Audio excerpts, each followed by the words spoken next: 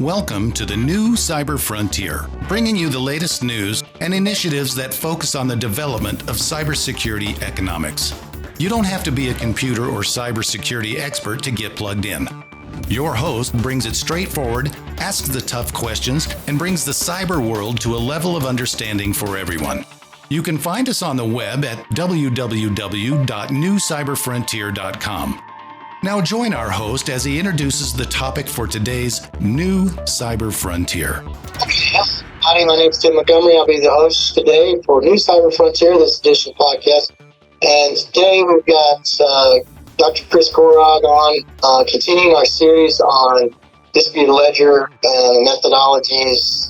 His dissertation for the past 7 years dedicated to coming up with a new solution that will support trust and privacy in the internet, I believe, and multiple other factors as we get into how transactions, digital transactions work in the digital space for the digital transformation age.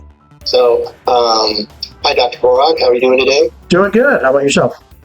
Yeah, I am here today because of the great weather. So, today's conversation is going to dive right into applications. And I know, Dr. Gorog, as we were discussing things kind of off camera here, or off podcast. There's a lot of applications that, and today we won't have time to cover everything. No. I'm just going to say that up front because you know as well as any of this can apply to just about everything, not just the ones we're going to talk about today. So I would like to put that out there among all of you that are listening, that we're going to just the edge, tip edge of this, right, Dr. Gorog? How applications, what this can do across the board, all industries, ever. So, with that, let's get into the kind of meat and potatoes of real-world applications. So, I know, Dr. Gorog, we have talked in the past about several different things. The history of your research gets into a lot of different applications among state legislation. And Kent Lambert was a representation there in the state of Colorado that supported that. And then you moved into, especially with Block 3Me, we got into utility structures and how SCADA works, how interactions among components that could involve in security and measures to apply security to devices that interact among the utility companies across the board in regions. And then supply chain. And, we could just go on and on. And I get into healthcare. I love that whole thing about the healthcare and how the little gadgets that end up residing in individuals to support life, them, and make it commonly good for them across the board. It has to interact with something and it has to go back to their doctor. Those things, that's transactions, right? So we get into all these concepts of these transactions for these applications. So, I guess, what do you think? I mean, in your mind, after all this, what's your favorite one? Let's start there. What type of application do you think? What's the pick of the list? I would say that if you go to applications, industries, you kind of classify them in everything we do right now in digital world is either cloud or edge device. So it's either something up on the cloud that we don't even know where it's at, or it's a physical device connected to something we do, a utility, a medical, a education, our own little convenience devices, any IoT device, most of our cars, industry. There's a connection between what's happening in data collection and what's making the data. And then who the data is about and who owns it and keeping track of it. Any application that needs to have that control and that connection and have it be verifiable fits into the need for a highly capable, large-scale transactions for attestation and accountability that you can do with a distributed ledger. So when it comes down to it, the bigger the number of transactions, the more data and the more widespread, the more disarray there is, the more valuable that this application can be towards it. And all those industries you gave examples of are great examples. All the government programs that we kind of started out with looking at, where they're individual records. And they're actually records that are all kept in the cloud, but need to be separated into whose they are, what was done with them, who had access to them. And that accountability of the data as it marches through its normal life cycle of being used is something that is of value to state governments and say, hey, we have these big repositories of data. We don't want to be responsible for losing them and having everybody's data compromised. So we want to show you how we're accounting for it and putting the walls up between all the data, all the operations, and all the ways that we use them, so that you can see how well we're doing for you as a government service. And that, honestly, so that we don't have accountability, we want to give it to you and make it so we might not even have access to your data that you have stored with us. You have to be there to unlock it. And that's the sovereign identity, also great use case. But those type of use cases of just separating and controlling the flow and use of data, that's the one I think I like the best. But when it comes down to the connection of physical and virtual, that is just as powerful. And that's those edge nodes, anything that's IoT that makes data that then goes to those data collections that's managed all around. But the connection of physical and virtual. I really did connects to an app. Now, you can to my information. And eventually what happened to the app, it was free, then it turned into money. And I think a lot of people out there, I don't know if it reaps the benefit of the concept of paying more for the information, giving it to use. Your full database now comes, to a point where you can sell it. So I've always wanted that part. The intricate pieces that happen between the exchange of devices and individuals, and it collecting data across the board. Other factors like in today's age, it's not your bulk magazine sales or your telemarketers anymore. It's your click rates, things of that nature that seems to plague us, because we end up with cookies and things like that are on the internet. The internet where all your information goes back. So I potentially believe that this type of solution will help protect even at those levels at some point in time, when you're talking about the integrity of an information system to your identity. Your computer, you sitting in front of it, your phone, you sitting in front of it, pushing the buttons, what you put on it, what you do with it, things like that. So in a way where it's transparent to everybody. So it's not a lot of overhead, no costs, things like that. So things like what you're saying at the state level, those types of things, like let's say certifications. I mean, I owe 26, 27 certifications today. I have to pay associated fees to maintain the CPEs, things like that across the board for cybersecurity.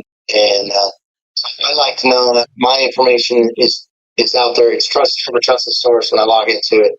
But it also, as the transactions move back and forth throughout the duration of such things, I want to be able to monthly check. So I think there's a positive traction to that.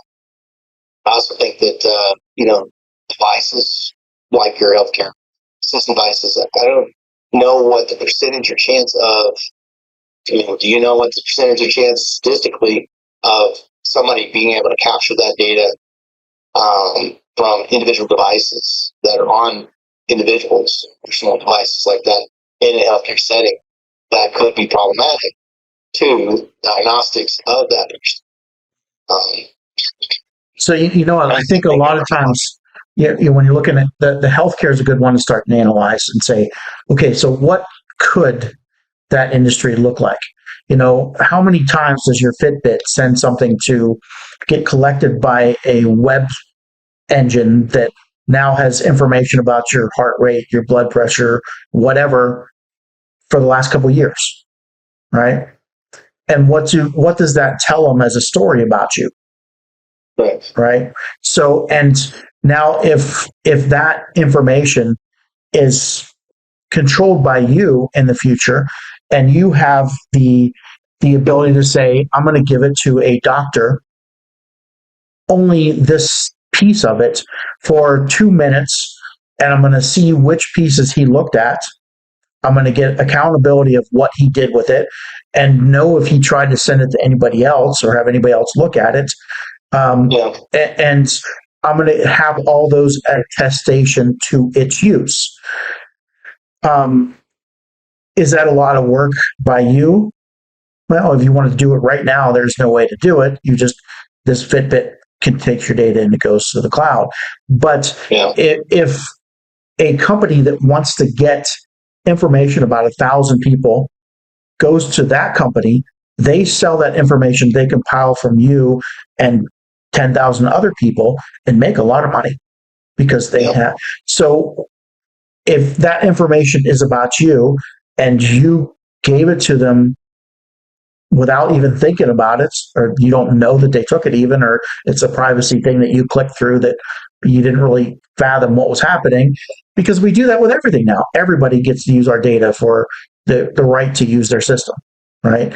So, but if we change that around and it said in the future, if somebody wanted to buy 10,000 pieces of information from a company, they would have to pay 10 cents to each person that wore a Fitbit instead of all that money going to the company, because you have the accountability of its use and how the company has used it on an individualized level. And that's what changes when you add individualized controls and a governance system and accountability and attestation to what has happened to it. And it starts one piece at a time. It won't be the company that makes money from your data that offers this service.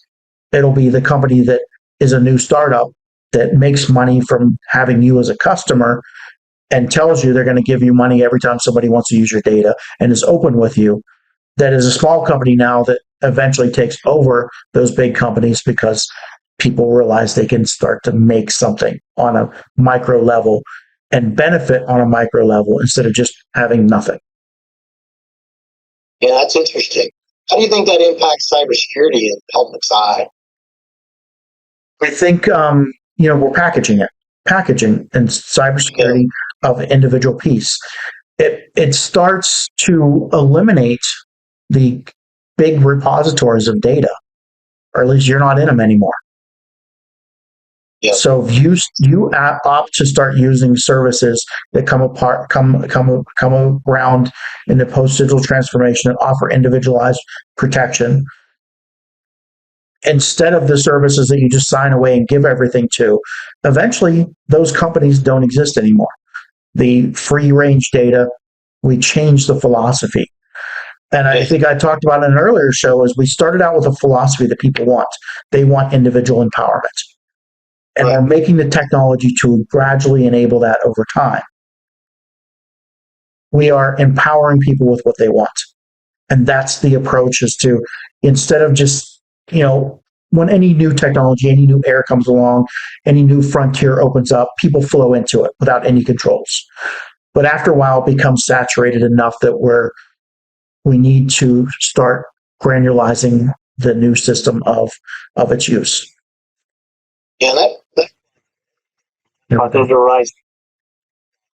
Much more popular.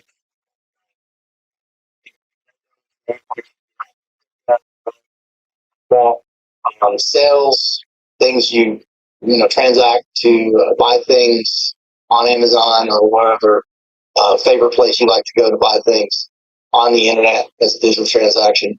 So I mean, it really, with cybersecurity being applied, I would think that it changes the landscape entirely. One up for cybersecurity component and digital rights being protected through privacy and less overhead for cybersecurity measures to apply things.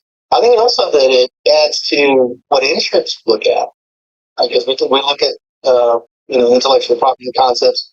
So I mean, insurance, like you said, like with cars, you have your own customized insurance policies. That would also play into insurance concepts with information, protection of information, protection of other things that get stolen, transactions in banks, things of that nature. So I think that's also a feasible idea of how what types of implications that would be applied. So I certainly think the industry and insurance, when it comes to protection of your digital identity, Yeah. was on that front. I think insurance uses the post application where basically now that we have a track record of use, the insurance uses it as a risk assessment, as an actuarial. What benefits are produced, what value is gained, and a measurement of them. Yeah, I think so. I think that would also imply discount prices, like good grades. Your child gets good grades. If they show that, they get discount prices on insurance, things of that nature. The history of no accidents over a 10-year period, there's a forgiveness factor in it. It also promote good habits through the digital space and digital space there, the virtual environment too, for those types of things.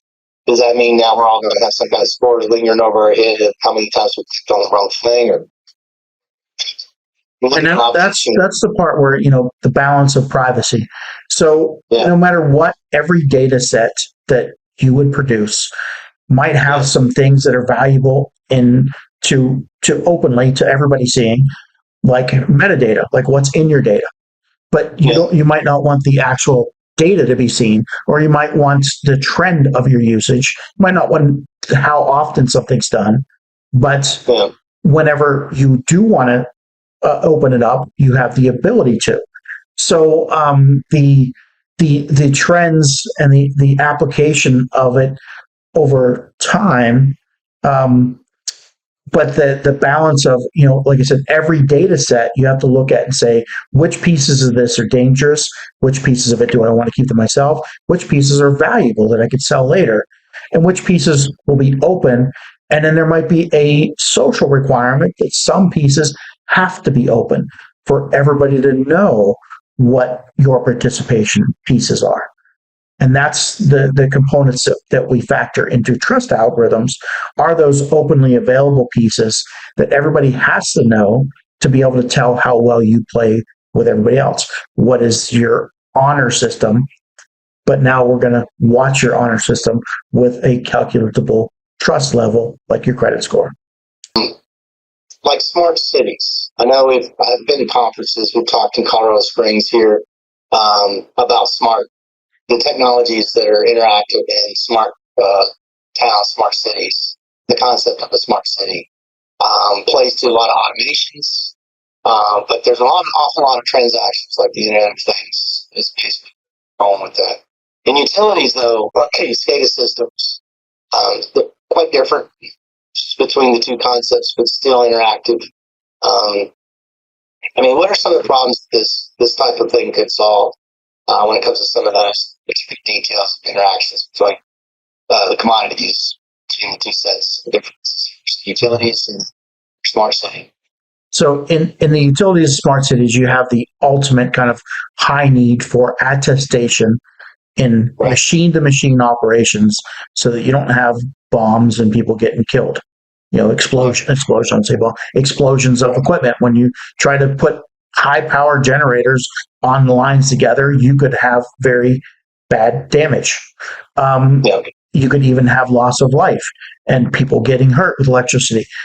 Same with large civil engineering, critical infrastructure. Anything listed as critical infrastructure that has electromechanical, so things are electrically operated, digitally operated, that then act on mechanical or real world operations, opening up water valves, turning on gas pipes, opening up sewer lines, opening dam overflows, turning on power, shutting off power, anything that's, heating and air conditioning, ventilations, anything that has a physical operation that we need to know that the operation is done and have accountability for it, is a key critical role and need for this trusted technology.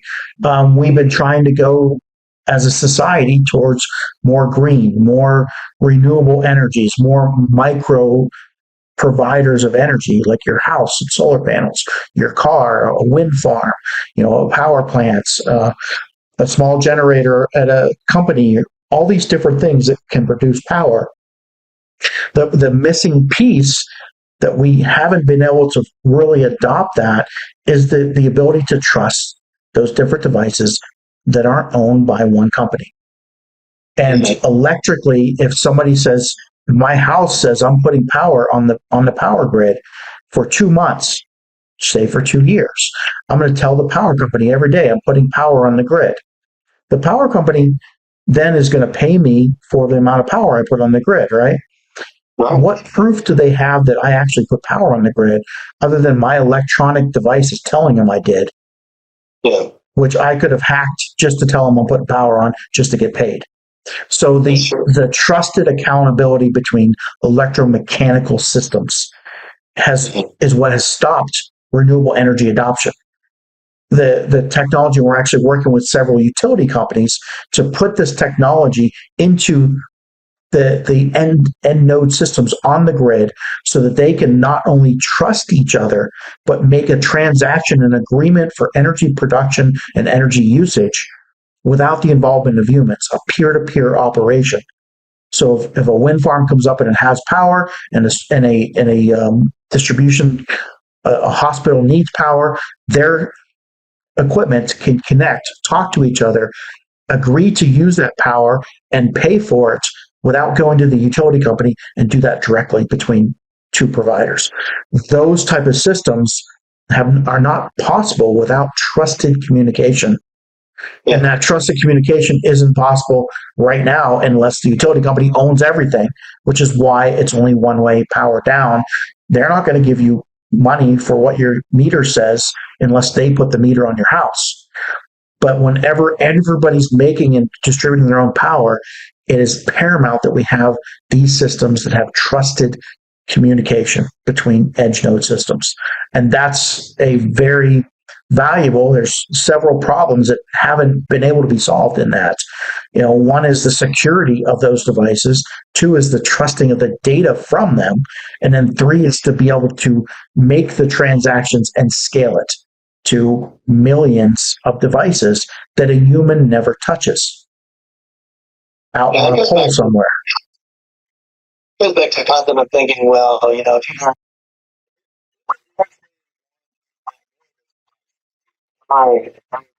work back, make money off of something you've invested in. Not only does it provide power and trust between devices, also gives the integrity of asking for constantly, something where you're getting money for. Yeah, attestation is the best word. Accountability and attestation that I can prove the other person's done what they said mathematically. Yeah.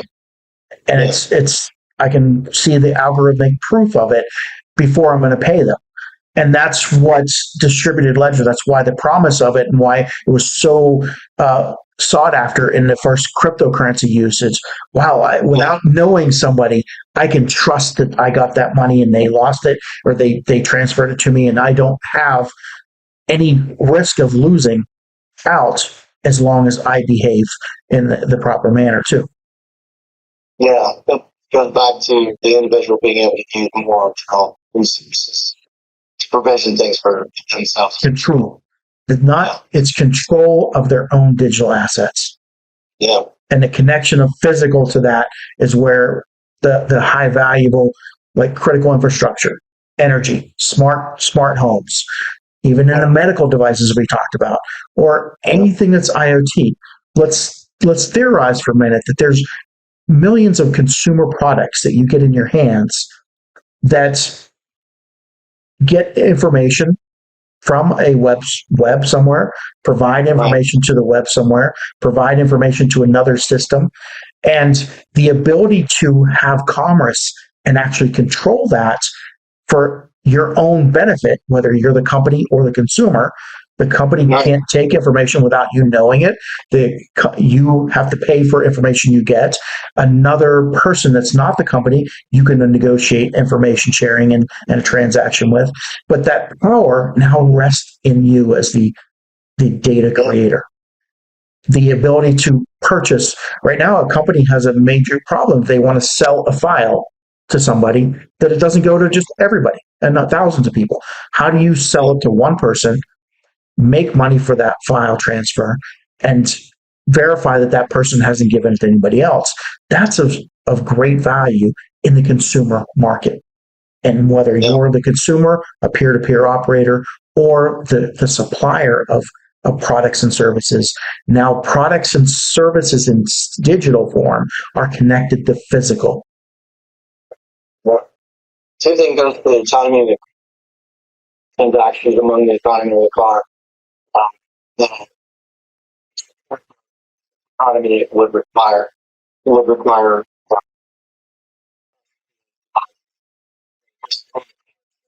Yeah.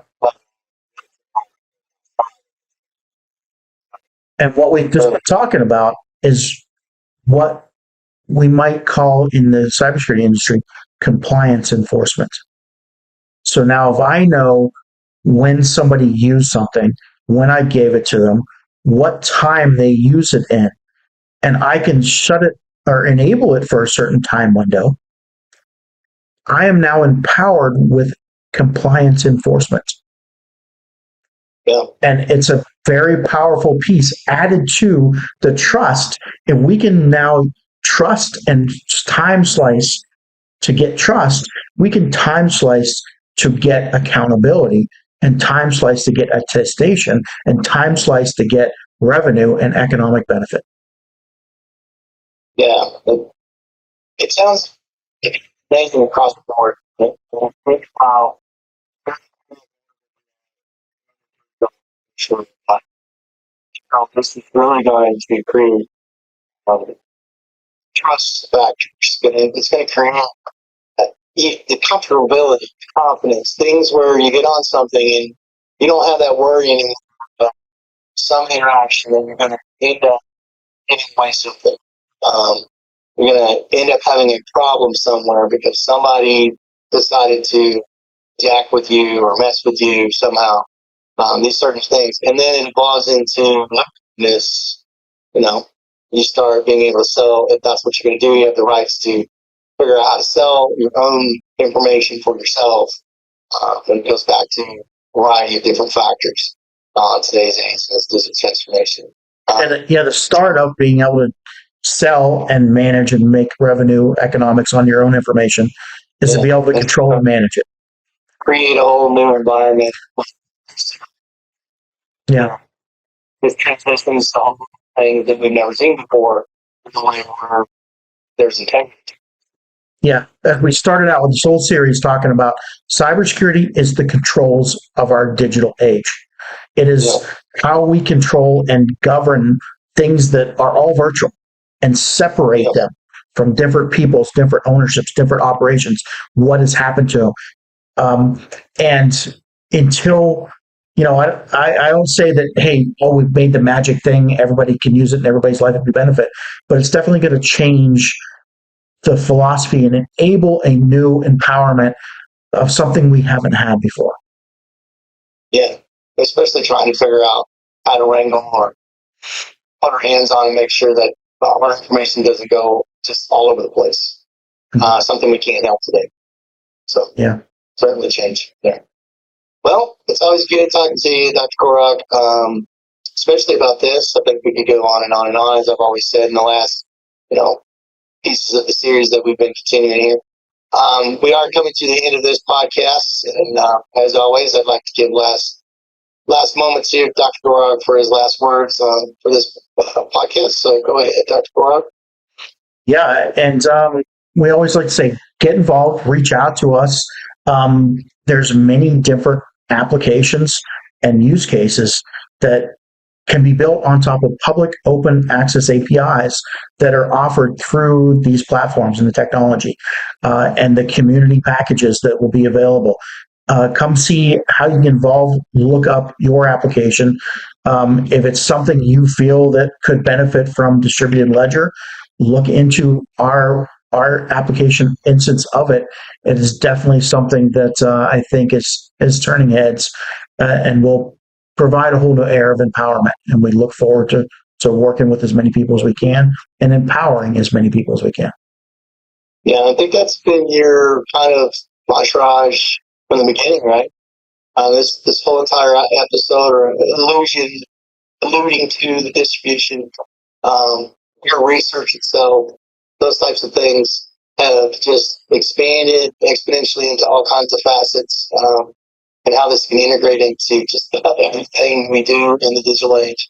So something that I think you started with, you started the research and expanded as we've gone along, and there's been several people that have been in the journey here. So certainly have got a little taste of what it could be. And I think for me, I'm to a point where it's hard for me to fathom that, when we grew up, life, internet evolved, and we've never seen such a thing as possible.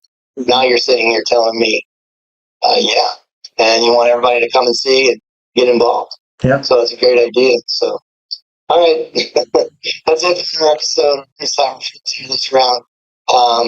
Everybody stay safe out there, and we'll see you next time. Thanks.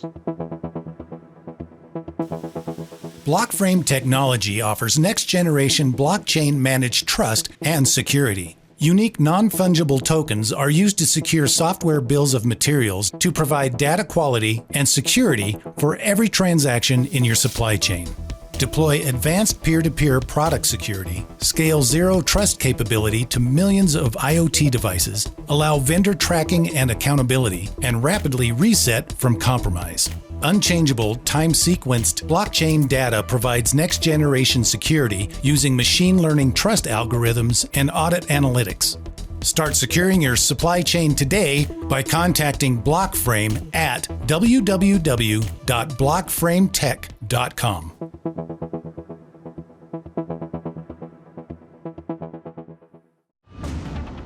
We hope you have enjoyed this episode of New Cyber Frontier.